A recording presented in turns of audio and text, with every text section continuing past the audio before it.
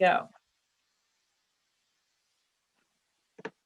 So hi, everybody. I'm Ruth Sternberg, and I am a career confidence coach. I work with job seekers to help you feel better about what you offer so you can explain it better and you have great materials and you can get an interview and get hired. And today I have invited Russ Swanger to be on our Move Forward session to talk, a little bit about some of these superpowers, as you can see, that help you survive and thrive. So Russ, why don't you go ahead and introduce yourself, tell us where you are and what you do. Great. Yeah, my name is Russ the Big Guy. Most people know me as that. And I am a lifelong entrepreneur. Currently, I have a podcast, Going Boldly, the podcast, Going Boldly You, which is where I teach these types of things and run some mastermind groups. We're having one Thursday to teach you how to have a transformation using visualization. And literally, there are some missing pieces that most people don't use involving your why and emotions. And I guide people through that. It's pretty powerful. And then also, I do coaching. So if you are a person who wants to excel, who wants to learn more, then I can help you with that. I call it entrepreneurs success coaching. You don't necessarily have to be an entrepreneur, but my main customers are aspiring business owners and entrepreneurs. And and I live in Binghamton, New York. I work with people all over the country, all over the world, actually.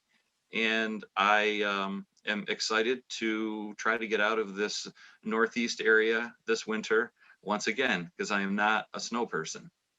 So yeah, I have a bunch of things behind me that I'm in my home office today. So everything up there has some significance, a gift or an important part of my life or what have you. So this is kind of my little inner sanctum at home, and it's away from our offices where our podcast studio is. So will you be taking questions throughout, or do you want people to wait? Whatever you want. I mean, I'm happy to take questions. I like the dynamic of the interaction personally, so I'm happy to do that. All right, well, go ahead and let's get started. Great. Okay.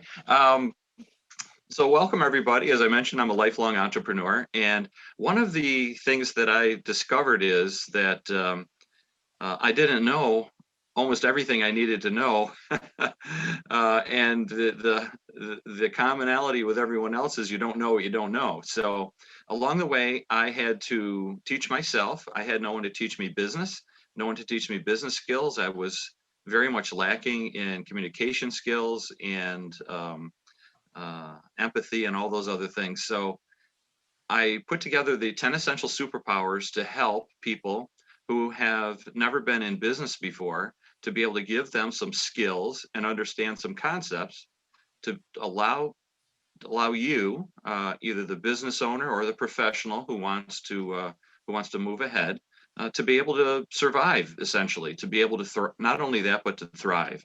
So I came up with this concept of the 10 Essential Superpowers. And as you can see, there are a lot of different tools here. I've tried to come up with some interesting names for them. And some of the concepts you may know, some of them you may already be using, some may be new to you. And so what I encourage you to do is to download this if you haven't already, and you can get it at russthebigguy.com/contact. You just ask for the book. It's a short workbook, but if you just ask for the book, it'll pop right up, and a new page will pop up with some PDF downloads for you for free. So we're not going to do all of these today, but what I thought I would do is pick out a few things. I have several essential superpowers that will be useful for you. And we're going to start with something else first, and it's understanding your why. Now, some of people have already gone through this, have already done this work before, and I've discovered recently that I thought everybody had done it and everybody was familiar with this, but in fact, it's not true. A lot of people have never really thought about this before. So what I want you to consider is why it is you're doing what you're doing, why it is it's important for you to have the job that you have, why you're looking for a specific job, why you are running a business that you're running. And there is some reason that that makes it important to you and significant for you to be involved with it. All right, now my computer's frozen up and doesn't want to change pages. Let's see if I can get it to, there we go. All right, so here's an illustration that might help you understand this.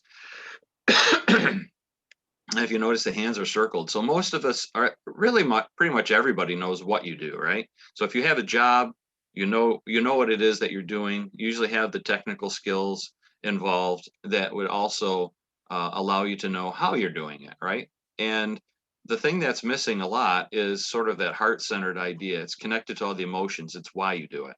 Well, if you're saying you're doing it just for a paycheck or to make money, then that is a reason, but I'd encourage you to go deeper. So why, right? Why is it that getting a paycheck is important? Well, I need to pay my bills. Okay, why? And Dean Graziosi talks about 7 levels deep. I'm not sure if it was his concept or not, but if you can go down 5 or 7 levels, you'll get to some meat. And I did it recently with, we did this in conjunction with the visualization transformation idea, where people were really exploring what their why was. And one of the women that was involved with this workshop realized that she had grown up in a life of lack. And in fact, she had, as a child, had been getting her food from dumpsters. So what the main thing that was most important to her was to make sure that her children never had to experience that sort of thing and had an enriching life and were able to have a fulfilling life. And if you could imagine, having to worry about eating every day kind of takes up a lot of resources and certainly prevents you from doing and thinking about lots of other things. So that's how important it is.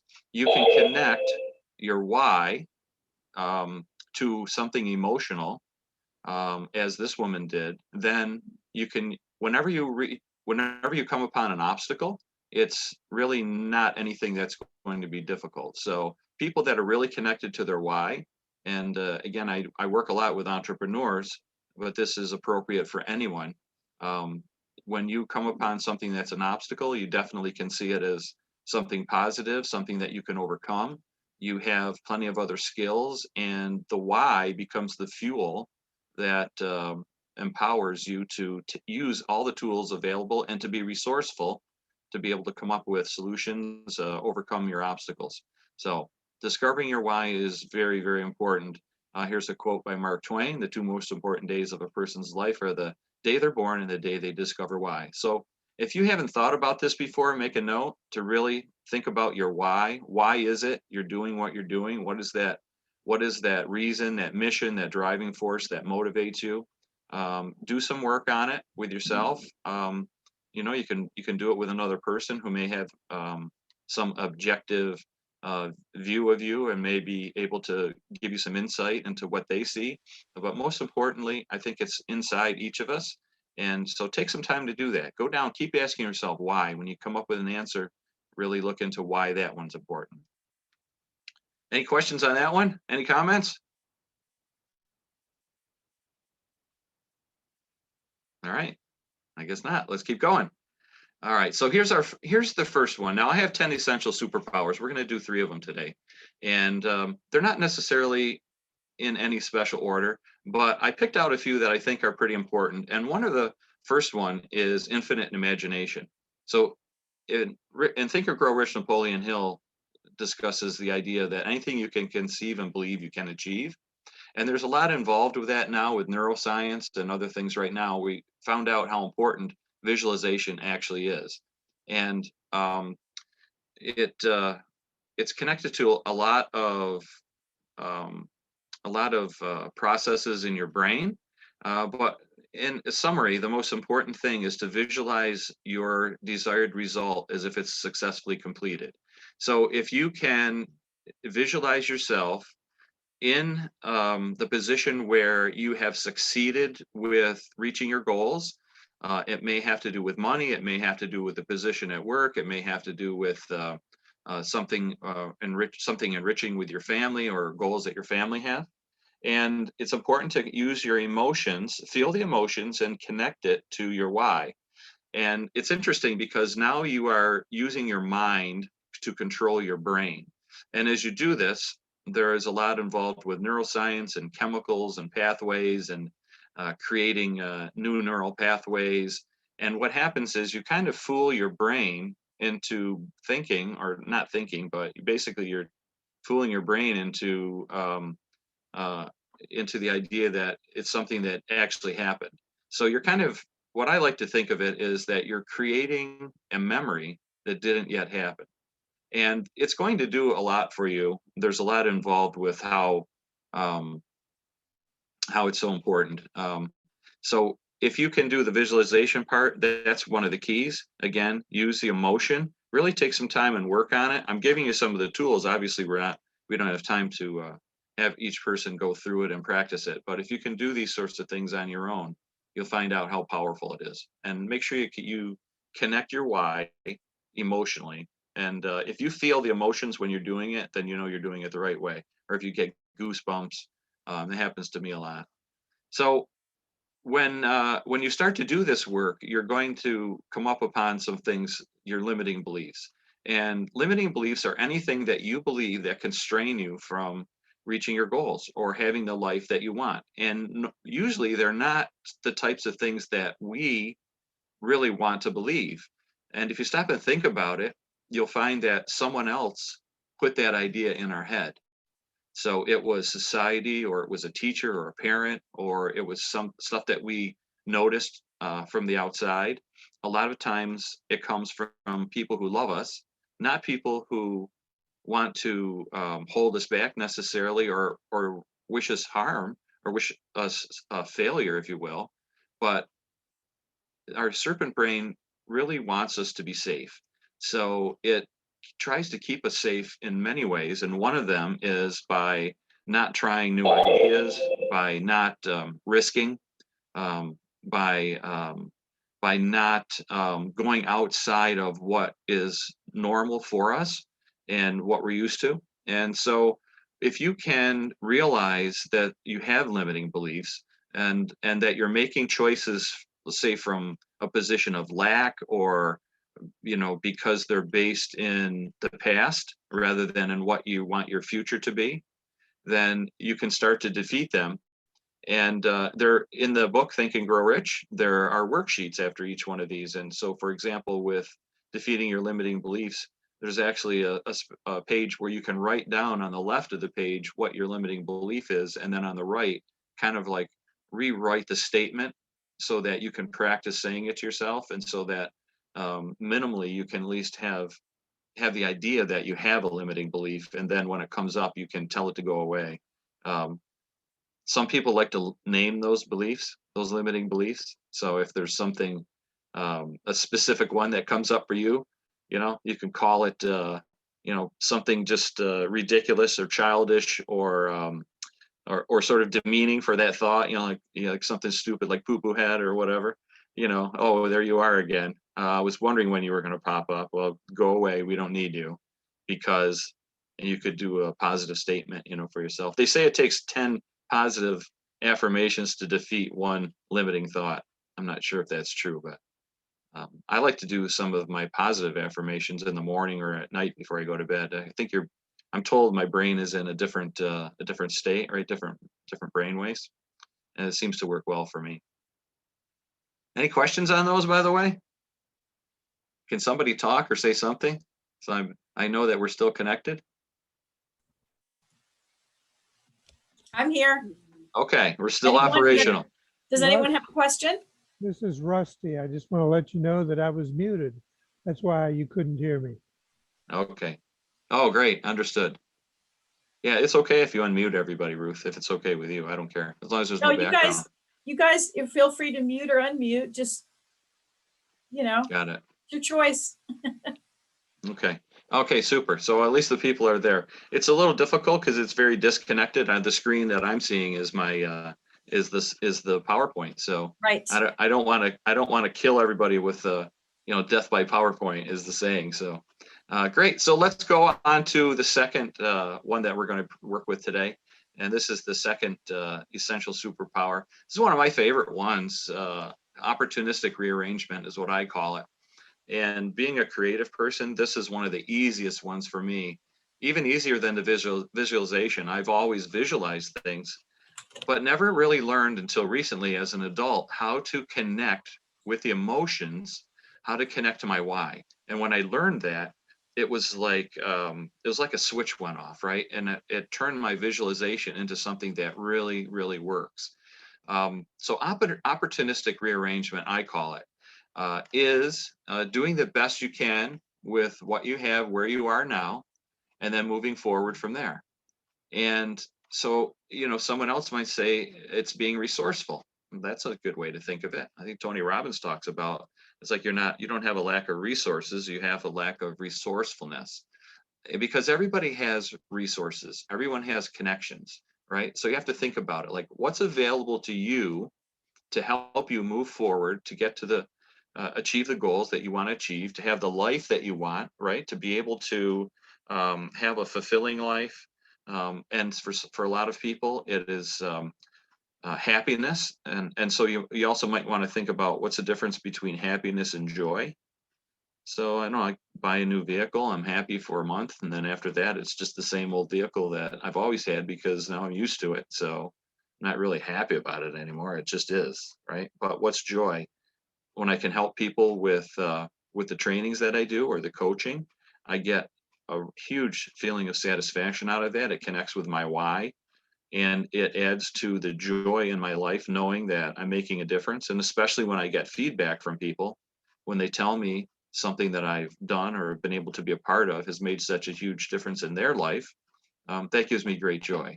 So anyway, so kind of a tangent, but doing the best you can where you are now with what you have and moving forward from there.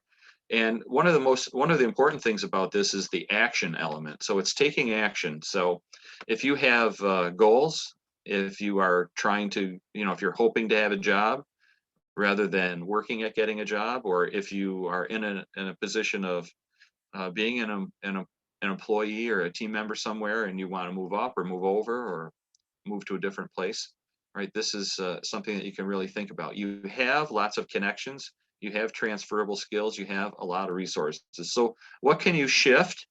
What can you rearrange that would provide yourself with some new opportunities? Anybody want to take a stab at maybe just a short list of some opportunities, or rather some resources that you might have? Somebody jump on and give me a quick rundown. Anyone? It'll help the other people. Hello, Everybody else Russ, listen. Rusty here. Hey, Rusty. In my tax practice for years, I call this advantageous prearrangement of the facts. Nice. And so consequently, for my clients, what we did was we organized their income into various categories, whether it was W-2 income or 1099-R income. We also arranged the timing of the income. And of course, as many tax practitioners do, we work with the clients in order to spend their money and keep records of it so that they optimize their itemizable deductions. All right, that sounds good. So you're doing a similar sort of thing, but for for your client, a very specific goal or goals is to, as you said, optimize. So that's great. Well, of course, my work was what I was doing on behalf of my clients. So it just happens that it was the practice of certified public accountancy as opposed to a particular job. Understood. Very good. Anybody else? A lot of times resources is a strange word to people that aren't used to looking at things from an outside perspective. I let people know every day I have a roof over my head. There's food in my fridge. I have meals. Even though I don't have the income I want right now, I'm in a safe place. Those are good resources to have, as the example you gave earlier. People don't realize resource is a big, scary word, but if you break it down into simple components, and because I'm a jewelry designer, I have my textbooks, I have my classes that I've taken, I have my classes that I've taught, I have my actual supplies, I have my mentors I can reach out to. I have a wealth of resources. It's just remembering to utilize them. Exactly, yeah. And you hit it right on the head talking as you started to make that list, because a lot of times people think, well, I don't know how I'm going to make X happen or get to this particular point in my life, and sometimes they feel stuck. So if you can look at what you have and sort of rearrange it sometimes, again, in the book, the workbook, 10 Essential Superpowers, there is an opportunity to literally list all of the things that you have. So, and it helps you like who are your contacts? What are there any professional organizations that you're in? Are there people that you can call if you're in a jam? What do you have, like financial, what do you have? Equipment, list all of this stuff out.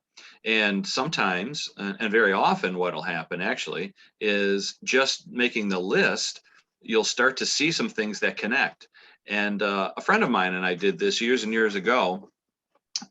He was a DJ, and I was interested in using my improvisational skills. And we sat down together, actually with several other people as well who were in our Toastmasters group. We all wanted to start a new business. And so we started talking with each other about the skills that we had, people that we knew, finances that we had, equipment that we had. And what happened was John and I realized that we clicked together, and we both had, between the two of us, 5 young daughters, and we were very family oriented. And he had lots of DJ equipment. I was a trained improviser, and I used to be a DJ. So we were both very comfortable in front of crowds. And we started the Amazing Improv Dads, and we created programs for school age children mostly, and for families.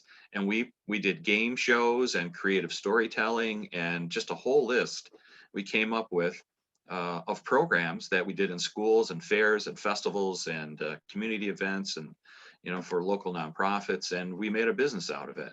And we simply used or mostly used this idea to be able to come up with that new business based on what we already had, what resources and skills that we had to be able to rearrange and come up with something new. So you can use this concept for anything, anything at all. Might be as simple as, just even, oh, there's one person. Oh, I didn't think about this person, but making the list, it came to mind. And, or maybe go through your, go through your contact list on your computer, or if you're old school, you still have a Rolodex somewhere. Anybody under 50 probably doesn't even know what a Rolodex is, but you go through there, you'd be surprised. Oh, this person even just said they wanted to work with me, or they had something that's beneficial. So anyways, let's move on. So the important thing is, as I just said, move on. The important thing is to get going, doing something, get started, build some momentum. So momentum creates some smaller successes, and those create a feeling of progress, which gives you more confidence to keep going and more energy. So, and you'll be surprised when you do this, that additional resources and opportunities will present themselves. And why is that? Well, it's something called the frequency illusion. And here's a good example. Several years ago, I purchased a Toyota 4Runner, and it looked very much like this vehicle, like one of these vehicles here. I think the one on the bottom actually is the one I actually bought. It's towing a Airstream. Yeah, it is. Wasn't familiar with these 4Runners before I bought it. I was looking for a vehicle similar to this, looked at very many different types of makes and models. We ended up with this one. I had never seen it before. I drove it off the lot, and all of a sudden, they started popping up all over the place. I'd see them on the road everywhere, white Toyota 4Runners. And they were always there, right? But my brain, again, this is the mind controlling the brain.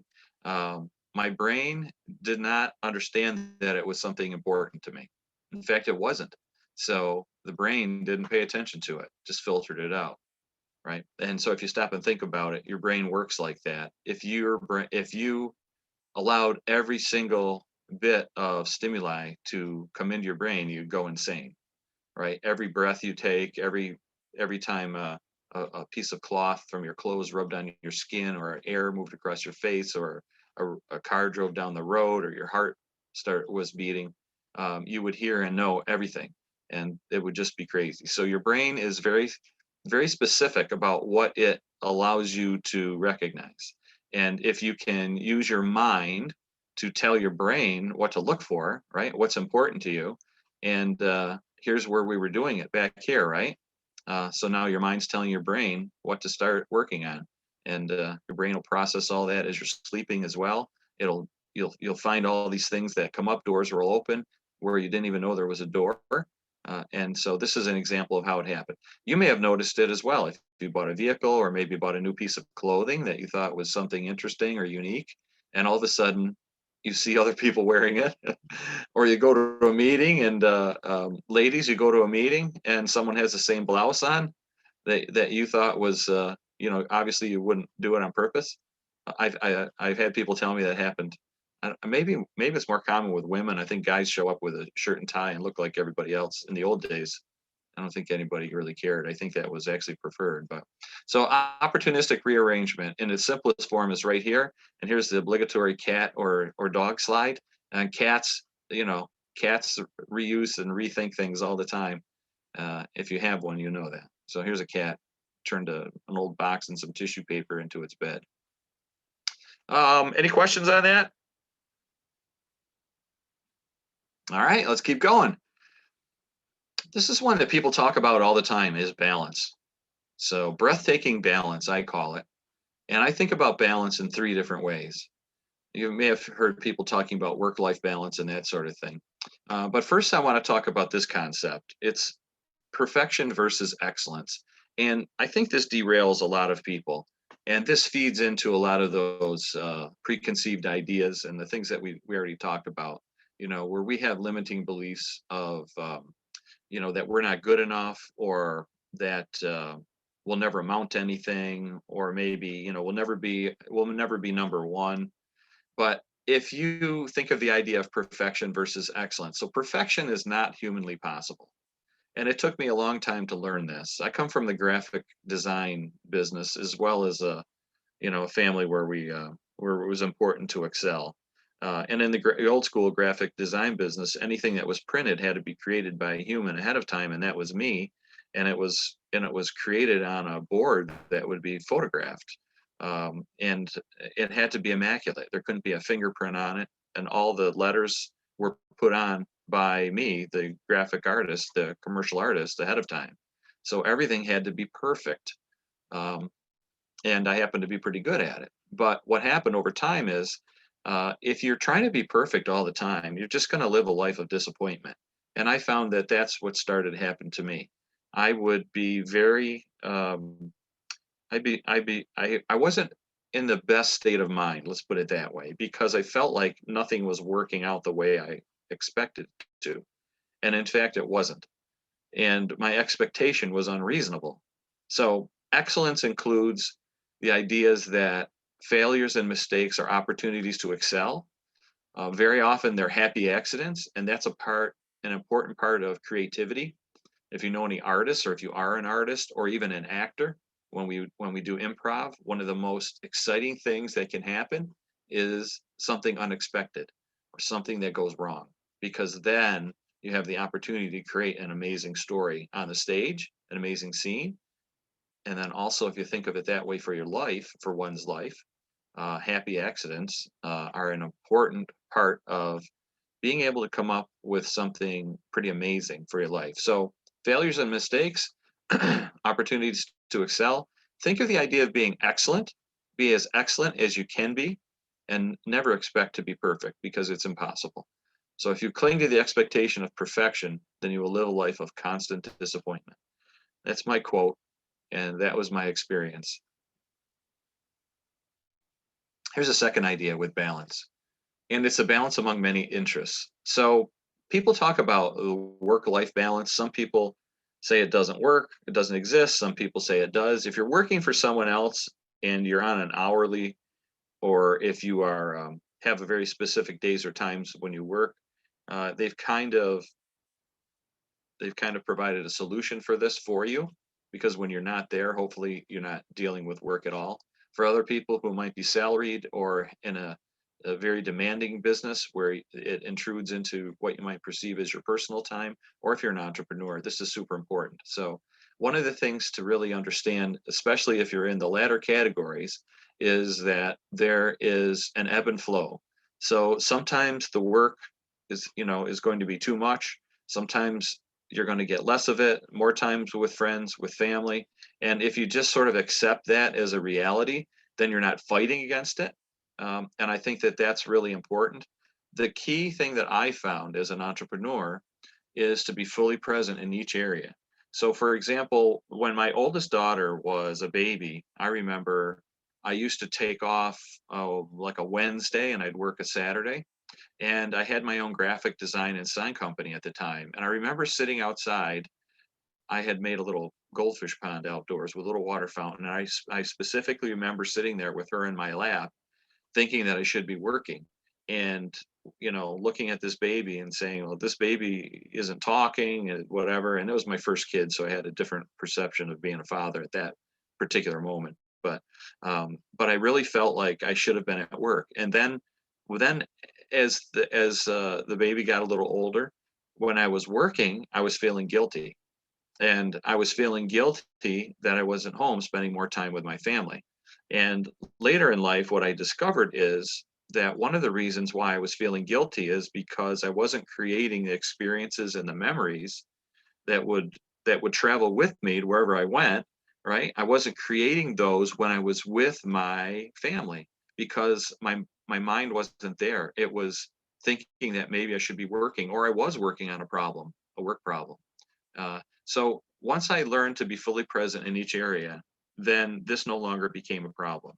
When I was at work, when I was working, I was bringing with me those experiences and memories that I had created because when I was with my family, with my kids, my wife, I was fully present and I was involved in what was going on rather than disassociated or thinking about work. And I created the memories that stay with me to this day. So I think this is really important. Just know there's going to be an ebb and flow. Sometimes one will intrude into the other. Family things happen and you've got to leave a project, or some emergency happens on a project and you need to leave your family. I think that it's just the way life is. And if you can be present when you're doing whatever it is you're doing, I think it'll work great. It works wonderfully for me, and I hope this is a value for you. I've shared this with a lot of people, this concept, and for some people, it's been a revelation, especially for some younger folks who are new entrepreneurs and new fathers and new moms. So I hope it worked for you. Here's the third idea with balance, and it's sort of the positive versus negative. And this kind of goes towards your values and your worldview and, why you think you're here on earth. And I recognize that there's negative forces constantly at work that are trying to kind of, destroy all the good things. So I like to keep helping to keep the scales balanced towards goodness and creativity and progress and love. If you want to distill this all down, just, loving people, loving life, loving people, taking care of other humans, taking care of the world, and start with yourself. Take care of yourself, work out. If it's something if this idea is new to you, like if it's not something that you have thought about or are involved with, start with yourself. Accept yourself, love yourself, make yourself the best you can. Work on the personal development, professional development part of it. Take care of some of that baggage that's up there, it has cobwebs, some of those skeletons, and then start to reach out, work more with your family, with your neighborhood, with your community, and make the circle bigger and bigger and bigger. And when you get to the position where you can work for a global company or do presentations internationally, or have a podcast and have guests from all over the world, then you'll start to make an impact in a bigger radius than maybe just your arm's reach. So I like to say that we are creators, not destroyers. We're movers and shakers. We're givers, not takers. Use a superpower of breathtaking balance, and you can be the positive force that the world needs. So these are a few of the 10 essential superpowers, not really any particular order. If you get the book, you'll find a few that work for you. I may have mentioned a couple that resonated with you. Again, you can just, it's free, so you're welcome to go get it. This is what it looks like. If you have your phone on you, you could actually turn the camera on and aim it towards the the quick response symbol there. QS, what do they call it? QRS, quick response. QR codes. QR code, thank you. Mhm. Yeah, QR code. Yeah, I tested it, so I know it works. And you just put your, I think it needs, all you have to do is put in a name and an email. And don't worry about getting flooded with emails because I haven't sent one out in years. And just write in the comments that you want the book. And when you hit send, a new page will pop right up, and there'll be a PDF there of the 10 Essential Superpowers. There'll be some other links there. And if you want to learn something further, you can contact me. And you can also, if you want to get a call with me, just send me a message. RussTheBigGuy.com is my website, and it's Russ@RussTheBigGuy.com is my email. And if you go on any social media platform, you'll see Russ the Big Guy. Just send me a message, and Thank you. I keep several hours a week open for discovery calls or strategy calls that are free. So if you want to talk about something specific, I'm there to help you out. I'm going to stop the recording now, and then we can continue our discussion.